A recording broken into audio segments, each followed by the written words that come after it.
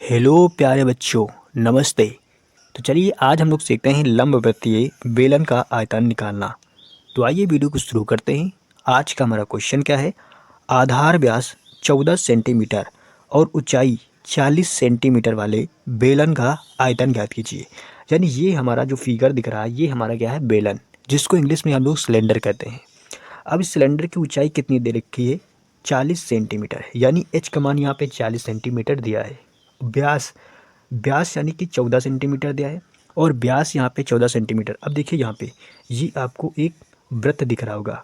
वृत्त का व्यास यानी कि डायमीटर कितना दिया है? 14 सेंटीमीटर। तो जाहिर सी बात हम लोग त्रिज्या निकाल सकते हैं।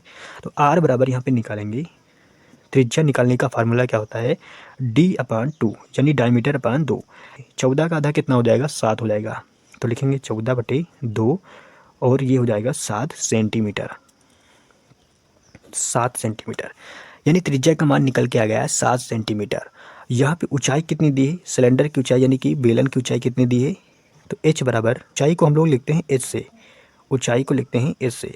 ऊंचाई का मान कितना दिया है? 40 सेंटीमीटर। 40 सेंटीमीटर। इतनी बात यहाँ पे कंफर्म हो चुकी है कि हमने यहाँ पे r का मान निकाला है, h का मान यहाँ पे क्वेश्चन में दिया है। क्योंकि आयतन निकालने के लिए हमें r और h की आवश्यकता पड़ेगी। तो बेलन का आयतन बराबर फार्मूला क्या होता है?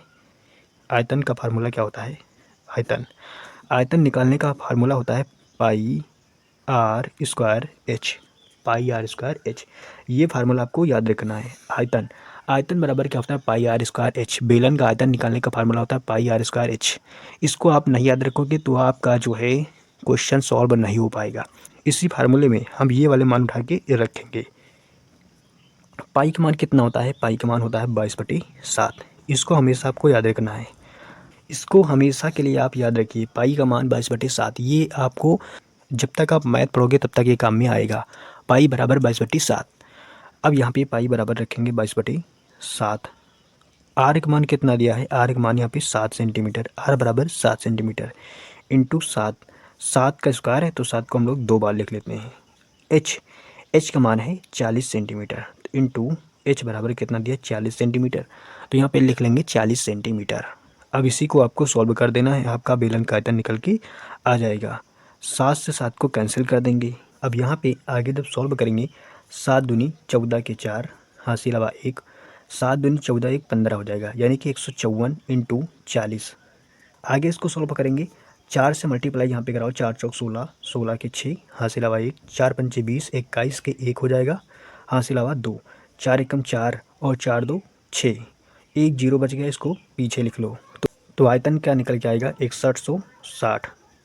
लेकिन क्या यही आंसर लिख दें? नहीं, अगर ये आंसर आप लिखोगे तो बिल्कुल गलत माना जाएगा।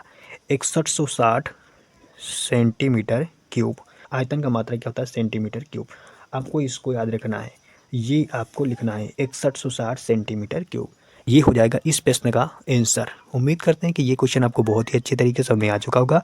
फिलहाल आज की वीडियो में इतना ही। अपना ख्याल रखिएगा, पढ़ते रहिएगा। मिलते हैं किसी अगले वीडियो में। नमस्ते, जय हिंद।